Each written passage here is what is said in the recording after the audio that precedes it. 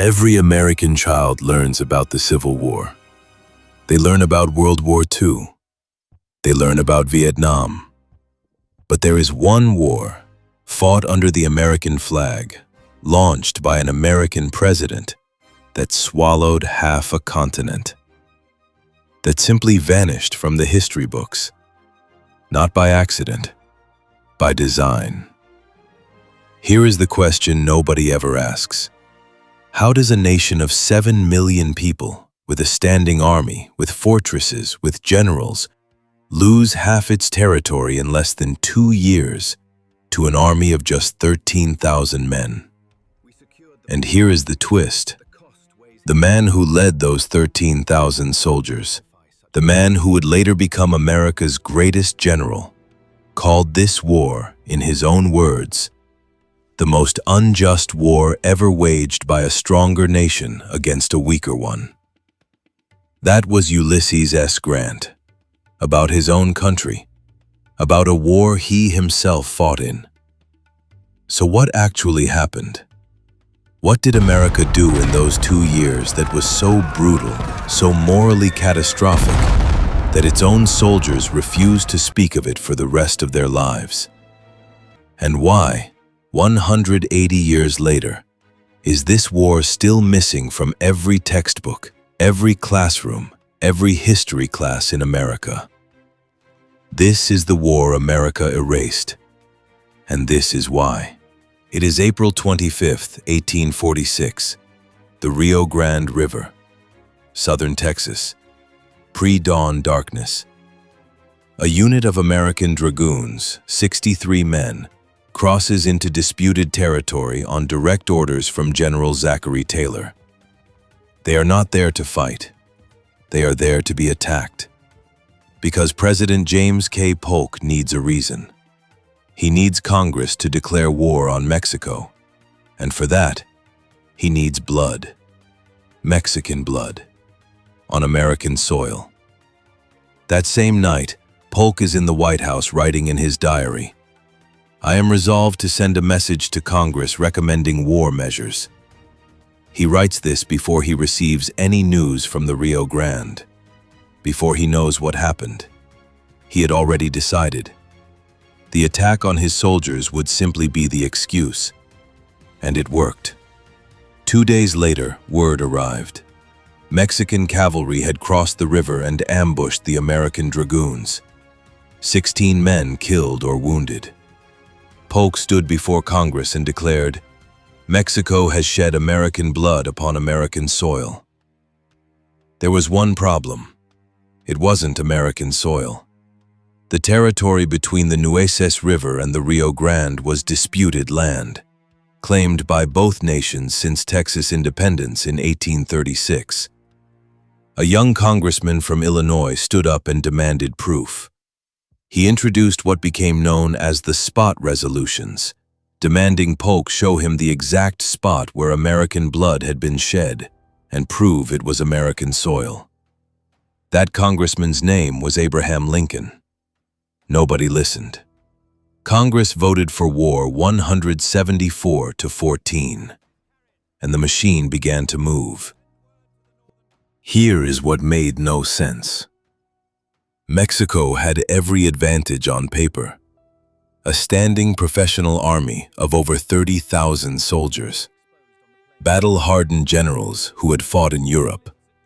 Fortified cities. Home terrain. Supply lines. The United States had 7,000 regular army soldiers, most of them scattered across forts on the frontier. And yet, the first major battle. Palo Alto, May 8, 1846. American artillery, the most advanced field guns in the Western Hemisphere, tears through Mexican infantry formations at ranges the Mexican muskets cannot match. Mexican casualties, over 300. American casualties, 9. The twist nobody talks about. The Mexican army was not poorly trained, it was poorly equipped. Their muskets dated from the Napoleonic Wars. Their artillery was decades behind. Their cavalry was formidable, but cavalry cannot charge artillery. And America knew this. General Zachary Taylor, a man who wore a straw hat into battle and looked more like a farmer than a general, wrote to Washington, "I have never seen troops fight with more courage than the Mexicans. They simply had no answer for our guns." This was not a war between equals. It never was. And in Washington, in the White House, James K. Polk knew exactly what he was doing. President Antonio Lopez de Santa Anna sits across a negotiating table from a secret American emissary. The year before the war, Santa Anna, then in exile in Cuba, had sent a message to Washington. "Let me return to Mexico. I will end this war peacefully. I will give you the territory you want." Polk believed him. He ordered the U.S. Navy to allow Santa Anna safe passage through the blockade. Santa Anna returned to Mexico and immediately took command of the Mexican army against the United States. He had lied to the President of the United States, to his own people, to everyone. February 22nd, 1847. The desert outside Saltillo, Mexico. General Zachary Taylor stands on a ridge with 4,759 American soldiers. Below him, advancing through the mountain passes, is Santa Anna's army. How many men does Santa Anna have? 15,142. 3-to-1 odds. In terrain that favored the defender, mountain passes, narrow valleys, high ground on all sides. Santa Anna sends a messenger to Taylor under a white flag. "You are surrounded by 20,000 men. Surrender or be destroyed." Taylor reads the message, hands it to his aide, and says, with complete calm, "Tell him to go to hell." What followed over the next 2 days became known as the Battle of Buena Vista. And it should not have happened the way it did. The Illinois Volunteer, young men, barely trained, most of them had never seen combat, watch as 15,000 Mexican soldiers begin to move. The left flank collapses. American units break and run. Santa Anna's cavalry sweeps through the gap. For approximately 40 minutes, the battle is lost. And then something happens. Colonel Jefferson Davis, the man who would later lead the Confederacy, forms his Mississippi Rifles into a V formation. An experimental tactic, never tested in real battle. As Mexican cavalry charges into the V, Davis closes it. The cavalry rides into a trap, devastating volleys from 3 sides simultaneously. The charge breaks, the momentum shifts, and Santa Anna, with 15,000 men, retreats. From 4,759 Americans who had, at one point, nearly broken completely. American casualties, 267 dead.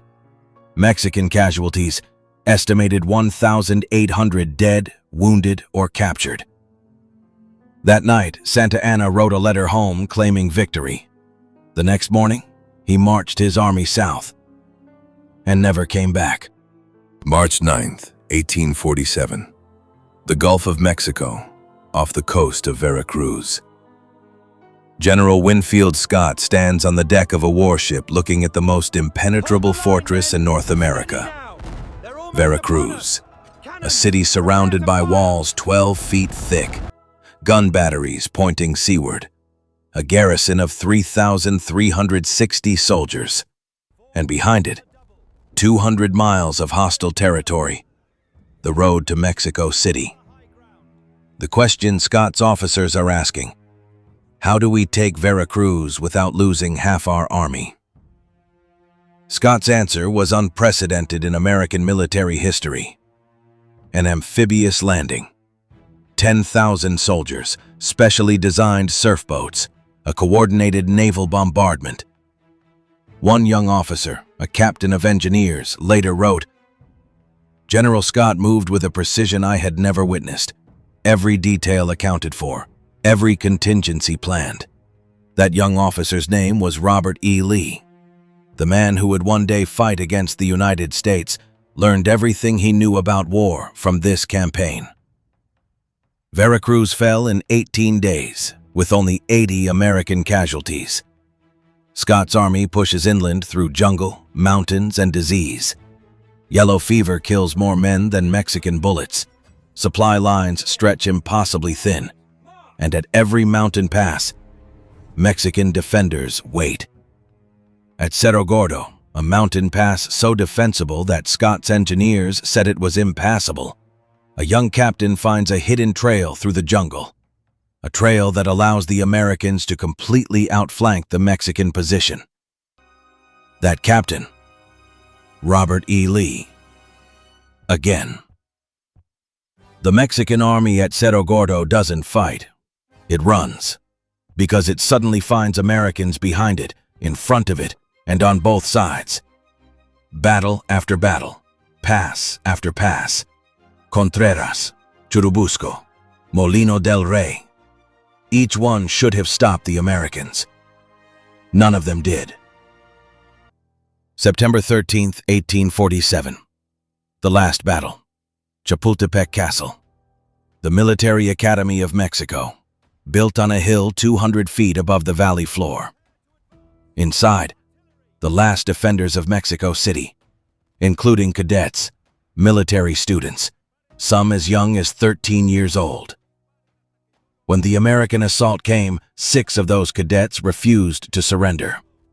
One of them, Juan Escutia, wrapped himself in the Mexican flag and jumped from the castle walls rather than let the flag be captured. They are called the Niños Héroes, the boy heroes. In Mexico, they are remembered in every school, every city, every street name. In America, nobody knows their names. February 2nd, 1848. The Treaty of Guadalupe Hidalgo is signed. Mexico cedes 525,000 square miles of territory to the United States. That is, California, Nevada, Utah, Arizona, New Mexico, Colorado, Wyoming. Over half of Mexico's entire national territory. In exchange, America pays $15 million. We cannot allow this to halt the progress of this great nation. For half a continent. Some senators wanted to take all of Mexico. They were stopped, not out of moral concern, but because they didn't want to absorb millions of Mexican citizens into the United States. This was the real debate in Washington. Not whether the war was just, not whether Mexico had been wronged, but how much territory could be taken without taking too many Mexican people with it. Ulysses Grant, who fought in every major battle of this war, wrote decades later, "I do not think there was ever a more wicked war than that waged by the United States on Mexico. I thought so at the time, as a young man, but I had not moral courage enough to resign." He stayed. He fought. He won. And for the rest of his life, he could not forgive himself for it. To unbury history is to refuse to let it stay buried. Here is the final question. Why don't Americans know this war? Why is it missing from textbooks? Why did the most consequential territorial expansion in American history, the expansion that literally created the American West, get quietly buried? Because the story of how America became a superpower is not a story of liberty, not a story of democracy. It is a story of a manufactured lie, a willing Congress, and 13,000 soldiers marching into another nation's capital.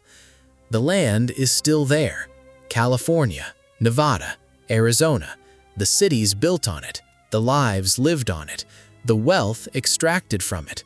All of it once belonged to someone else, and the only reason you don't know that is because someone decided you shouldn't. If this is the first time you're hearing this story, share this video, because the only way to unbury history is to refuse to let it stay buried.